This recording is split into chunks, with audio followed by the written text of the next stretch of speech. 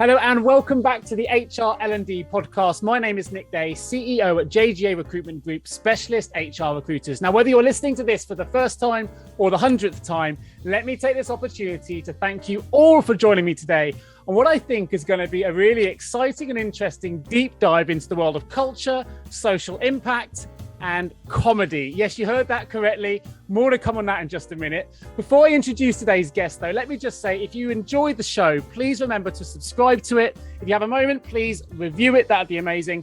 Share it with all your HR friends, colleagues, and leaders you think might benefit.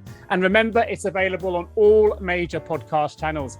Right, enough of that. On to today's guest, because today I am joined by Stephen Campbell, stand-up comedian, social entrepreneur, and owner of U Streat Comedy. Now, I've invited Stephen to join me on the HR L&D podcast today because he's developing exciting and innovative new ways to make a social impact, and that's all through comedy. His mission is to provide an alternative way of thinking through humour, an alternative business model through social enterprise, an alternative way to fundraise through art. Now, to put this into some context for all of you HR leaders out there, no matter where you're based, if you're in the US, you're in the UK, if you're elsewhere in Europe, Stephen is hoping to raise $25 million for partner nonprofits. In addition to that, speaking my world, he wants to create 250 self-sustaining jobs for comedians and artists and inspire 50 new social enterprises to employ a business model that meshes passion, social, and financial incentive by 2025. He intends to achieve this by inspiring others and partnering with corporates like you and nonprofit organizations, one stupid joke at a time. So he also has his own podcast called Nonprofits. I'll put a link to that in the episode notes if you want to find out more. But let's jump in. Stephen, welcome to the show. How are you doing today? Thank you for having me, Nick. I appreciate you. No, my absolute pleasure. Let's start straight off the bat then. It's a question that I know people listening to this are going to think, how on earth is this connected? Your business brings comedy and HR together. They're two things traditionally we wouldn't necessarily think of connecting. So tell me about that connection. Why have you mixed comedy with HR? Sure. Honestly, in the last 2 years, there has been more of an appetite for it than there probably was before that. We were doing a lot of fundraising work before. We were doing a lot of fundraising for big nonprofits, American Cancer Society, obviously here in the States. But the appetite for virtual comedy shows really picked up once the pandemic happened for obvious reasons. The combination, it all just slowly started meshing in one after another, right? So I've been doing comedy for 8 years. I've been a fundraiser for 10 years. And we started getting more and more corporate gigs, more and more groups with the Harvard alumni and Ivy League schools and stuff like that, which slowly gravitated into doing shows for different corporate groups. And honestly, on both fronts, both the virtual shows and the even talking to people in HR about comedy, there was a little bit of a pushback, and I thought that there wouldn't be as much of an appetite for it. But the biggest response that we've got is that people have inside jokes amongst the office. There's a lot of people that these shows are very interactive, so it is something that brings people together and really ties teams together and ties culture together. About 25% of our business is just repeat business. It's just a lot of people just happy that you're able to tie their teams together through comedy. So we work with people from Comedy Central, HBO, where we have just regular stand-up comedy shows. And then we have a lot of partnerships with groups like Lululemon and Kellogg's, where we will write customized shows that have to do with certain social impact. So right now, mental health is obviously a very big topic matter that a lot of people are talking about. And so it's been very interesting that we've been able to utilize some of these comics that were out of work for a while and use some of their writing capabilities and start to write these customized shows specifically having to do with mental health and specifically having to do with food scarcity. And, we work with a lot of comics of all different races, cultures, and there's been a lot of appetite for diversity and inclusion discussions as well. So that's been an interesting thing to be the front man as far as the sales and the business development side of things, but then kind of taking a back seat and allowing a lot of my colleagues, comedians, it's weird to call comedians colleagues because we are a very weird bunch, but being able to employ some of these guys to write some of this customized content for all of these conversations that need to be had and offering a little bit of levity to it. It's been a wild ride the last 2 years, but I can imagine. So what the first thing that comes to my mind, I'm sure it won't just be mine, there'll be the leaders listening to this going, right, you've just mentioned two huge issues impacting HR departments now. You know, you mentioned mental health, you mentioned diversity and inclusion. The idea of bringing comedy into that conversation will probably scare many people. They'll think, well, how on earth can you bring comedy to such serious issues? So talk to us a little bit about that. You mentioned some big client names, likes of Kellogg's in there. They're coming to you to help them with these issues, help them bring into the forefront, as you say, make social impact. So tell us a little bit more about how you approach those subjects in a way that actually, you know, has a social impact for good. Sure. So a lot of comedy comes from absurdity, right? And so some of the comedy kind of writes itself and just kind of pointing out the absurdity that certain things exist, right? With diversity and inclusion, I can't speak for the UK, but in the US, there is, for lack of better words, almost a comical disparity between certain groups. And so when you are able to have people from those different walks of life share their stories and share them in a comical way, it is something that psychologically we put up certain walls when somebody contradicts something that goes against our identity, right? So if I were to really believe that everything in the US is right in terms of racial disparity and stuff like that, if I really, really believe that, for somebody to come in and just tell you straightforward, no, it's not okay the way that things are going, there are these psychological walls that go up, and it's very difficult to have a conversation between two people that are on completely different sides of a conversation like that, that's very strongly ingrained in their identity. When you use comedy, those walls don't go up, and you're able to kind of get thoughts and get stories and share your stories with people before they put those psychological walls up. So it is this thing that, on one end, it allows you to have tougher conversations without people really getting very guarded. But it is also, a lot of these conversations are so charged that it becomes emotionally draining to really have that conversation, right? And so when people are able to do it in a lighthearted way and have some levity in those conversations, it is something that we have found is very effective. You know, one of the shows that we are talking to some of the bigger production companies about putting together with, I don't want to jinx it, but just it looks like a show may be coming, but the format is essentially, we highlight a social issue and then we highlight people that are working to alleviate that social issue. And the through line is a fundraising comedy show. The reason that we saw like kind of a need for the conversation in that way is because so many of the documentaries, whether it's environmental or whether it has to do with racial disparity, the conversation ends with a period that is so we're screwed, right? Like, so like, you know, that's kind of always the messaging is this is a really bad issue, especially on the environmental conversation, it's a very bad issue that is coming for all of us, and you're screwed if you don't do everything right now. People kind of, they don't really react to that. Like, some people do, right? Some people do, but some people don't really react to that messaging and don't really embrace it, where we try very hard to create actionable insight that people can, you know, replicate the work that other people are doing in their own communities and stuff like that. So, and everything that you said up top is all true, and it sounds like such a fire hose of information, but on one end, we are doing corporate stand-up comedy shows where the conversation is just how do we bring everybody together on the team through laughter. And the other stuff that we do is more customized social impact programming that is either fundraising or to bring awareness to certain causes. So let's bring it back slightly, because I think you mentioned right at the start of this, you've been a fundraiser for 10 years, a comedian for 8. So it's really worth mentioning here that your foundations are all in social change, and you are very passionate about making a difference, and obviously using your skills as a comedian to bring those things together. So they're really, really important things for you. And as founder of U Streat Comedy, there's a reason you've come up with that name. I'd love if you could just share, I've obviously found this through my research, but share with the listeners today about how you came up with the name U Streat Comedy, and I guess your mission statement behind that name.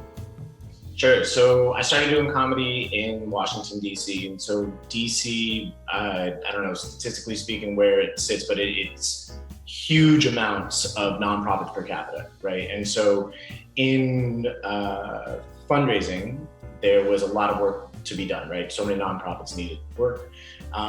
Where we first started doing our comedy shows is in a neighborhood called U Streat, DC, where they have alphabetical, there's A Street, B Street. So we were right at U Streat. Most of the work, so my master's is in social enterprise with a focus on food systems. So the first businesses that I started were all focused on how to improve agricultural systems. So there's 26.5 million people that live in what's called a food desert in the United States. So that means that they don't have access to produce, essentially. Sure. I know after the pandemic, that number spiked quite a bit, and I don't know exactly where it sits now, so I'm using old data. But so the first business that I started was, how do you take would-be wasted food? 40% of perishable food in the United States gets wasted. And 20% of that doesn't even make it off, or 20% of perishable food doesn't even make it off the farm because it doesn't look aesthetically pleasing. So the first business that I started was, how do you take that would-be wasted food through a food truck business model into food deserts, right? I was not equipped to do it. I've had a lot of very lofty ideas with businesses that didn't really work. And so I've been running my own businesses in some capacity for 7 years now. And for a very long time, comedy was over here, business was over here, that I was trying to make a social impact, but that kind of sat over in this orbit over here. And so U Streat is the product of finally meshing all of that into one stream. Super. So, and that's why U Streat STREAT was, because a lot of it was focused on food-centric projects. So, I mean, you've managed to bring that stuff together now. You are now working with HR teams with some of the biggest corporates in the world, right? And you're delivering your comedic service to help make a social impact. Tell us a little bit then about how laughter has really supported company cultures. There's a lot of companies, HR professionals, trying to evolve their company cultures at the moment, particularly post-pandemic. And kind of some of the work you've been doing with HR teams, I guess, during the pandemic, post-pandemic, how you've seen things change. It'd be great to get an insight from your side of the fence, really, on how you're using comedy to support company cultures. Yeah, so we incorporated U Streat in this capacity January 2020, right? So we went all eggs in the basket of live performances and fundraising. And boy, was that a bad bet initially, right? But because things were so weird during the pandemic, and because we were able to pivot into the virtual format pretty quickly, business actually grew probably a lot quicker than it even would have, because it was this thing that people in both spaces, right? The nonprofit space, there's lots of old established nonprofits that really, they expect most of their fundraising to come from big galas and stuff like that they could not have. And so they were much more open to crazy, wonky ideas. Same with the HR groups, that they were grasping at straws to figure out how to, there's so many companies that they run on corporate culture. Yeah. And I don't know if it's as much the same in the UK, but there's a lot of companies that they lean too heavy into corporate culture and not really into paying their employees well, and stuff like that, that there are some companies that lean too heavy heavily into the corporate culture. And so a lot of these HR groups that we'd be talking to, like we're losing people quick. Like there were a lot of people that were, especially at the beginning of this year, 2021, sure. There were a lot of people leaving, right? And so there was just a real big desire we have to do something different, we have to do something new, and we have to figure out ways to keep people, happy. We were getting emails, especially at the tail end of last year, that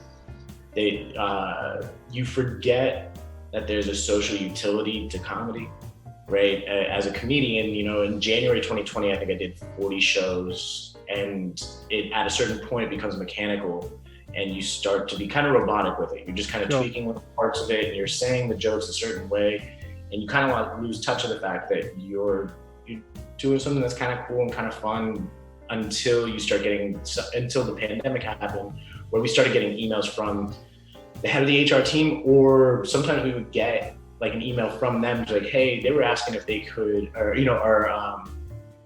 our employees were asking if they could reach out to you directly. It was like, yeah, of course.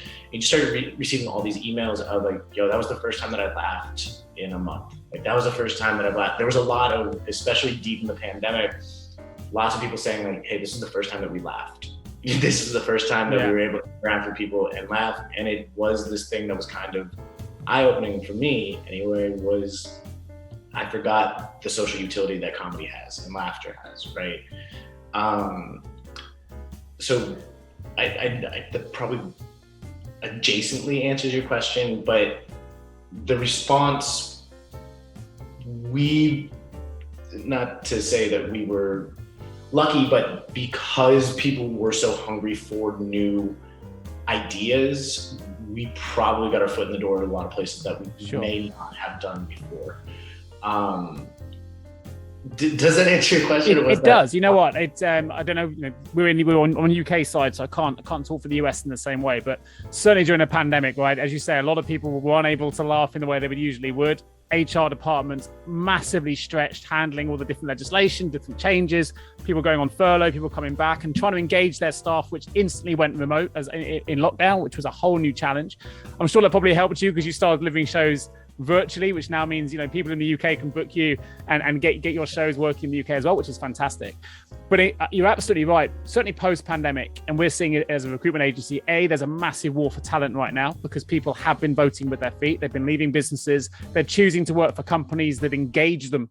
And it's not necessarily just about pay or just about, I've got a job now. It's about they're able to select where they work based on the company that gives them the balance, the flexibility, the comedy, whatever it is they're looking for in their lives. And that's been a massive shift here in the UK. And HR departments and HR leaders listening to this now will I'm sure, be nodding their heads going, you know what, we've been under so much pressure.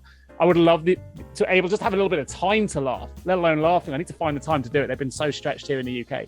So I think it's a great service. And I'm sure there'll be a lot of people out there thinking, you know what, I'd love to have a good laugh. I had the time to find it.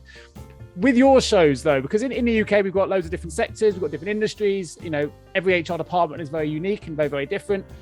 How do you work with HR teams and leaders to understand what will work in their specific business? What's your fact-finding mission? How do you go about making sure a show is going to have the efficient or the effectiveness that you want it to deliver?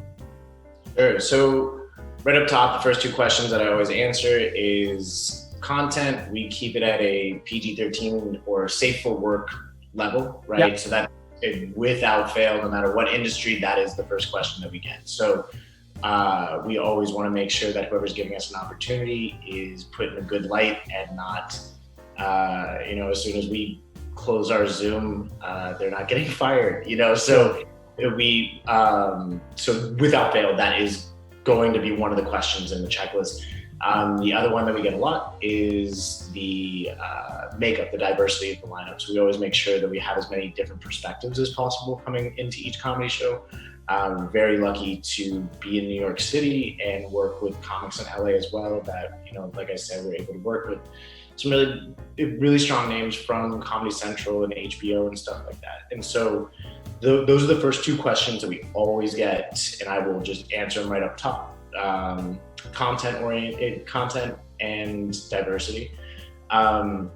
outside of that, it's just questions. I mean, I don't know how many people are listening that are also in sales, but that was, my background for a lot of stuff. I did automotive crash research consulting and did a lot of sales there and did a lot of sales for startups and stuff like that. But it's always just questions, how do you envision the ideal event? What do you want out of this event?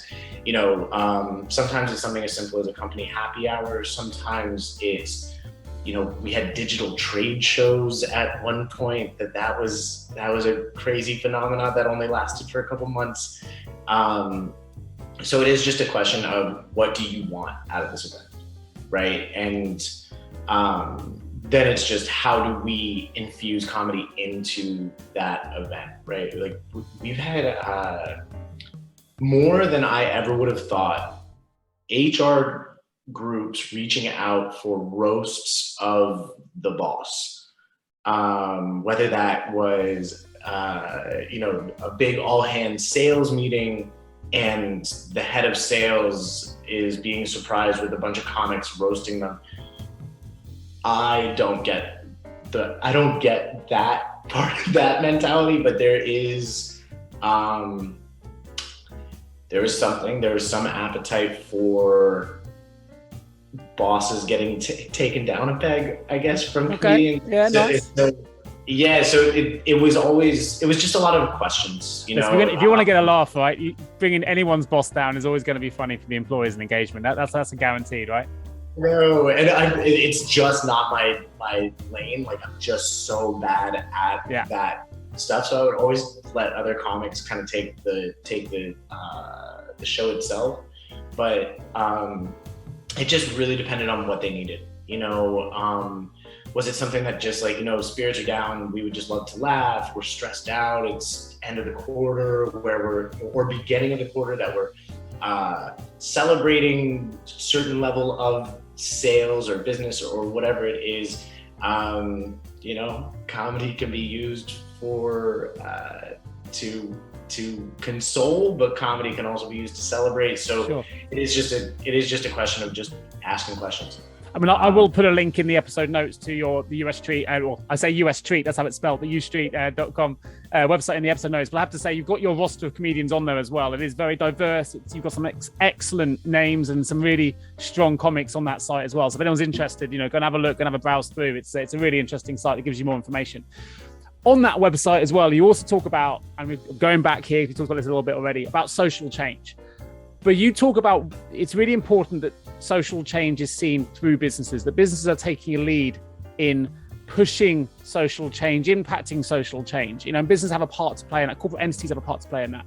So can you tell us a little bit more about your view on that and what business can really do to have an impact? Yeah, so I believe that we as a society are moving in the direction that social impact and social good is becoming more and more at the forefront of what we should be focusing on, right? And you see it in consumer demand, right? Whether that's a company, and again, I'm taking data from the US, 73% of millennials, when given two identical products, will choose the one that is making a social impact, right? Or an environmental. Sure. You are starting to see it, and then because it's on there is consumer demand for it, you're seeing companies adapt accordingly. And then like you were saying, that you're seeing it more in the corporate culture. What the company is doing on a global or on a publicly, and what they are doing to make their own social impact is guiding decision making for kids out of college. It's guiding decision making for a lot of people in their job choices. And so, I'm sorry, did that touch on what you were saying? I kind of started to lose track. Yeah. For sure. Let's take it a step further then. So when you're delivering the projects that you do that obviously often can relate to serious issues like mental health, like diversity and inclusion, like employee engagement, which is a serious issue for many HR departments up and down the UK, which is just trying to keep their employees engaged and having fun and loving the place that they work. What's some of the feedback you're getting from the HR leaders you're working with? What's typical feedback? Constructive, negative, positive? What are you hearing post-event? I'm not just saying it to say it. I keep on waiting for the bad review, and we haven't got it yet. And we're talking to some nervous HR people when we start these shows. The amounts of emails that we're getting the day of, just like, hey, just so you know, it starts at this time, and just so you know, we did say the content needed to be clean, and just so you know, and we get a lot of it, and we've been very pleasantly surprised that every review's been very good. And like I said, it's about 25% of it is a business's return business, but the response, the one comment that I've heard so many times, and I think the most recent one was Capital One that was saying it, was we now have inside jokes amongst the office, right? Oh, nice. Because yeah, you okay. have, and it was just this thing that kind of clicked that hearing people's positive responses has been kind of the lifeblood of keeping me going, right? Because so many people felt very listless and during the pandemic, and to keep getting those emails and keep getting those responses of, hey, this is the first time we were able to laugh in a very long time. Our company, our sales group are within the office now. We have all these inside jokes, and a lot of the shows are very interactive. So, maybe the comedian says a joke to one of the audience members, one of the people that works at the company, and they say, they have a banter back and forth. Now, all of a sudden, that banter back and forth has become an inside joke that everybody keeps on repeating around the office. There's just been a lot of stuff that I did not foresee as I wasn't really thinking of the team building aspect of this. It was just kind of developing out of necessity, since we kind of been put in the corner. It's like, shit, well, I guess we've got to do these virtually now. And I didn't really expect that positive of a response, but we just kept getting different responses like that. Sure. The inside joke part was the one that we get the most. And now that we're doing shows in person, there's that part of it is interesting, because now we're starting to see a lot of people when they are seeing their fellow employees for the first time. Yeah. And so now it's this exponential thing that, and I'm sure you've got the same experience, that there's so many people that I'm still seeing for the first time in person, right? I had a fundraising event last night that it was this whole team that I've been working with since August of last year, that we've done a bunch of fundraising events through the year that were mostly virtual. And this is the first time that I've seen so many of them in person. For sure. And tying everybody together through the comedy show and having everybody, there's just an energy about it that everybody's so happy to be seeing their coworker for the first time, and now we're sharing laughs. And it is something that really does help with team building, and really does help bring people together, whether they work together or not. I'll argue that I think comedy's under-researched in the world of business, and particularly in HR, right? It doesn't matter what you do, from my perspective, whether what job you have, what sector you work in, whether you have a job, whether you're at home as you're a parent, doesn't matter what you do. Laughter is like super important for everybody, right? There's laughter therapy now exists, and that's because the people recognize that if you laugh, you are happier, and it releases endorphins in the brain, all these things that go with it. But despite us all knowing that, and we know that inherently from being children, right? We're still not seeing it utilized, I don't think, to its full potential, particularly in a business capacity, which obviously is something that you are hoping to tap into and are tapping into with great success. But from your perspective as a professional in the world of laughter and comedy, why do you think laughter is so important? And how can we use laughter to make it purposeful from a business? I know you've talked about this already, and maybe you've already answered some of these questions, but how can we use that laughter and its importance to really make purposeful impact beyond the team building thing that you've just talked through? I think that part of it is not the most HR-iest HR question, or HR-iest HR answer is people need to just loosen the hell up. I cleaned up my language last second, but people need to loosen up, and so many corporate cultures are just so rigid, you know, and it's very difficult to see your coworkers as full-fledged humans. Do you know what I mean? Like it's very hard to get their full breadth of being a human, right? Like this is just a person that helps me with accounting, and we've never really got to know who they are, right? And so when you are able to get people talking about who they are, and you're able to see what they laugh at, and you're able to see that very often we're laughing at the same stuff, whether we may not see eye to eye about how this report is supposed to be formatted, right? And like you may be butting heads all the time about that, in the grand scheme of things, very trivial stuff. It is this unifying thing to share a laugh, right? And it is something that, like I said, I'm still figuring out what all the social benefits of it are. But it is something that sharing a laugh with an individual does get you a very quick insight into how their brain works. And you see very often when you share something, you both find something funny together, that there is a quick, even if you're just looking at each other in the little Zoom screens, that I hope one day I never have to look at a Zoom screen again, and I hope that we can do everything in person. But it is something that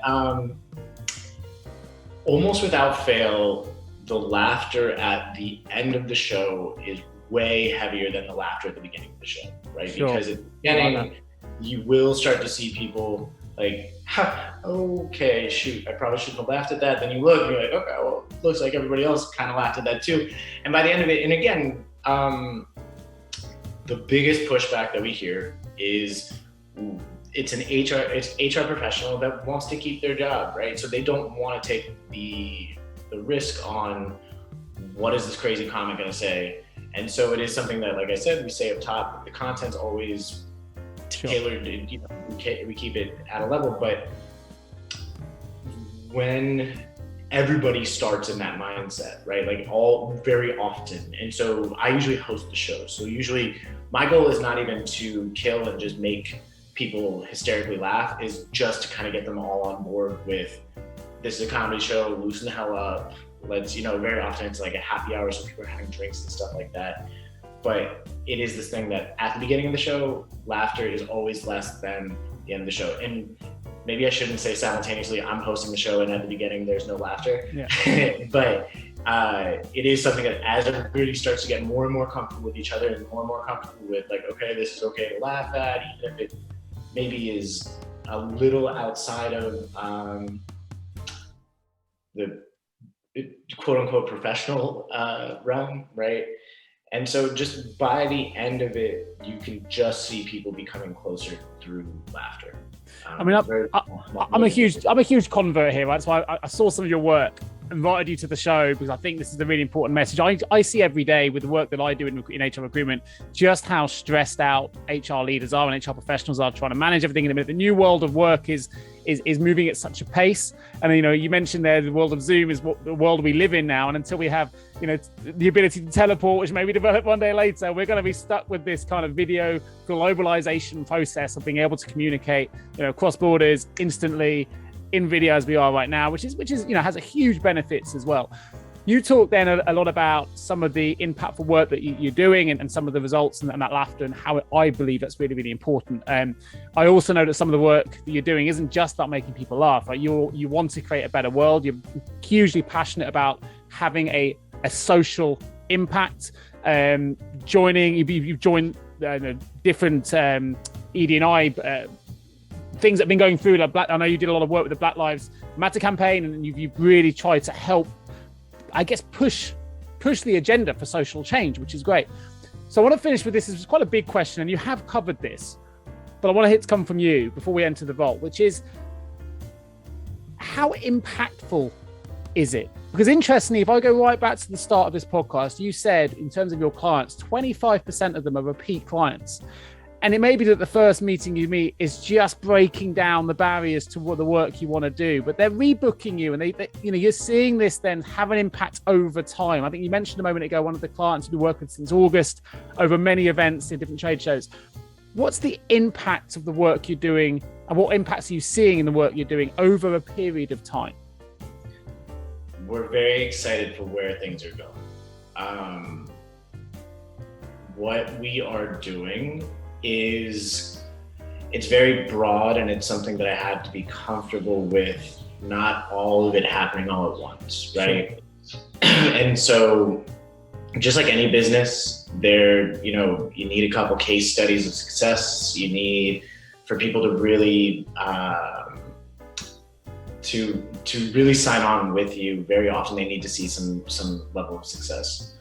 We are hitting a point right now that is very exciting, that it's hard to say because some of these projects are not okay to talk about, but sure. There are some really big companies that we're starting to work with, and all of it is because we did like one quick happy hour comedy show that was just a straightforward comedy show that was just to make people laugh while they were getting drinks. And then we'll kind of talk with them and talk to them about, these are the social things that are important to us. We also have a podcast where we specifically focus on different social issues and different nonprofits that are working to alleviate those social issues. And so it's just all of this stuff that I'm talking about is just slowly meshing into one couple lanes. And so I apologize for not answering it dead on, but we are getting to a point right now where more companies are becoming more comfortable with, okay, we've seen the comedy that you do, that seems safe for our brand to be tied to. What are your ideas on the social impact? And that is probably my biggest strength, is figuring out how strategic relationships between different groups can result in a social impact. And so as we tie more and more groups, and I have relationships with more and more groups, and I introduce more people, some of these projects become, 5-6 different groups, nonprofits and corporate groups, all tied in. And so I will put together an idea of like, I'll give you an idea that ended up not working, because that makes more sense. So there's the Boys and Girls Club here in the US. I'm not sure if you're familiar. Boys and Girls Club is, they do after school programs and lots of summer camps and stuff like that, right? Sure. And Cheez-Its, who is a Kellogg's brand, they wanted to do a lot more with feeding kids and after school programs. And so I had the relationship over at Boys and Girls Club and had the relationship with Cheez-Its, and put together this whole 30 stop nationwide tour where we were tying in funding after school programs for kids that can't afford it, while also funding getting healthy food and healthy food education and stuff like that. And so it was a whole nationwide tour where the parents would get a comedy show in one room, the kids were brought to this place, and they were taught about all sorts of stuff. And so I say that as an example because as these relationships grow and as these relationships strengthen, and we're able to work with each other and learn how we work well together,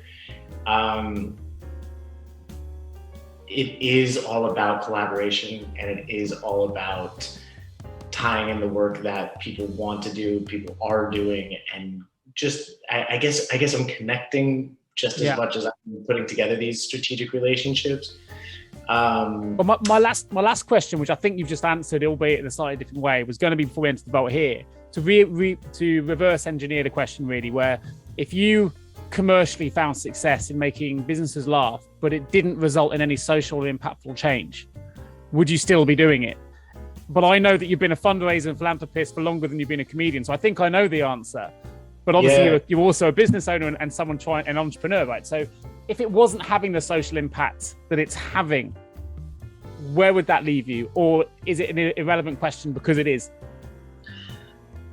My goal is very lofty, my goal is to help change the face of business, that social impact and financial incentive are tied together, but it's also coupled to artistic pursuit, right? And that is difficult. And I have to remind myself all the time that to do things that are difficult, you have to be okay with them moving a little slowly, which is not the typical mindset of a business owner, that it's usually maximize profits, let's go to the moon kind of a thing. I'm comfortable with the fact that it's going to move slow. And so that means that we will take some projects that maybe the social impact's not all the way there. Maybe the social impact's there, but it's not the funniest, and so it is this thing of understanding that developing strong relationships is going to be what's most important to really get all of the check marks or check boxes marked. Perfect. I think that's a great way to finish those questions, because I know how important that was to you, and I wanted to finish on that note with you as well. Let's open the HR L&D Vault, some quick fire questions for you. So in hindsight, what's the one thing you now know that you wish you'd known when you began your career? I began my career. I wish that I knew it was okay to do something that I liked doing. That work so often was conflated with displeasure, that I was doing a lot of work where I was focusing on making money, and I was focusing on all sorts of things that were not very important to me, but they were important from a societal standpoint. And so I really wish that early on, I didn't start comedy until later, and I didn't start all these things that I am passionate about.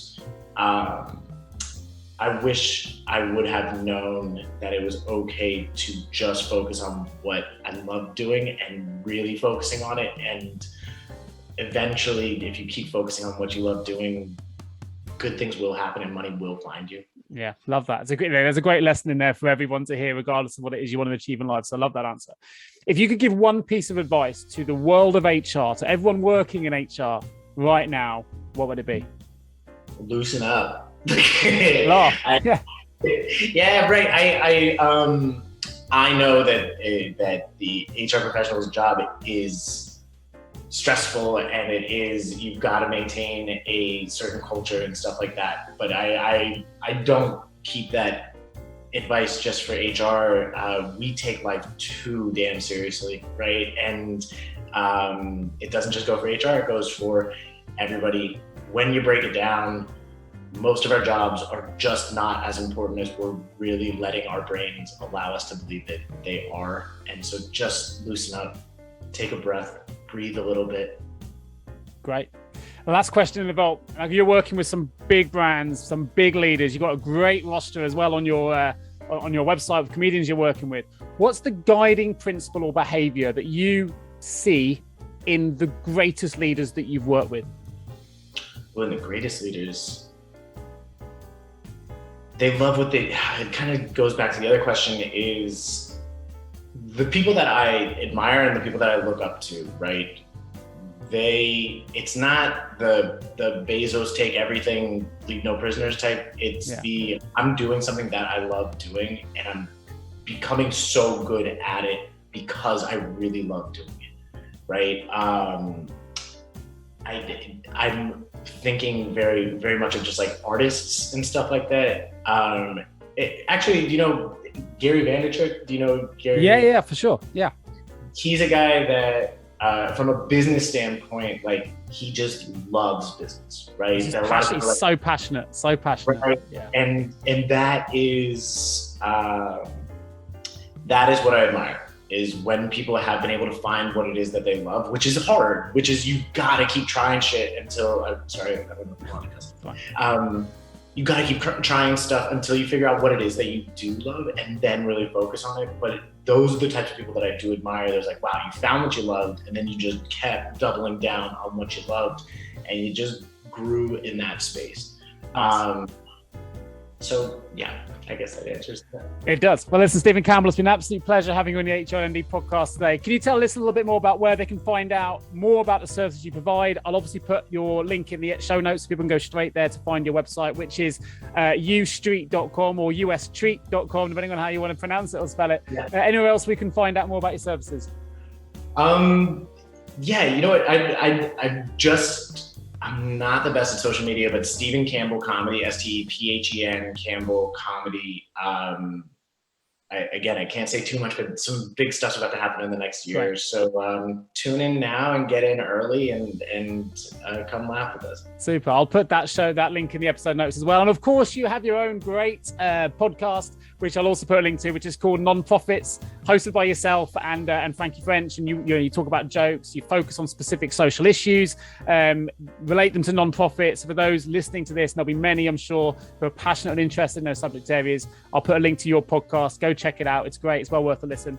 And of course, if you're sorry, go on. Again, the thing that I can't talk about, watch that podcast because that is where there's about to be some crazy growth. Super. Okay, cool. Heard it here first. HR L&D Podcast. There you go. Something to look out for. So we'll look out for that. So go and subscribe to that podcast straight away and you'll get that news first.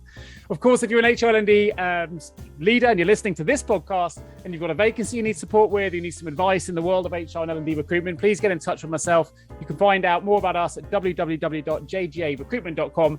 It just leaves me to say a huge thanks, Stephen Campbell, for joining me today on the HR L&D podcast to talk about the link between comedy and HR. So important. So glad I can have you on the show to bring it to life, because we can make social change. We can have a social impact through comedy, doing some of the work and employing some of the techniques and advice that you've given today on today's show, Stephen. So thank you so much for joining me. Thank you so much for having me, man. I really appreciate it. My pleasure.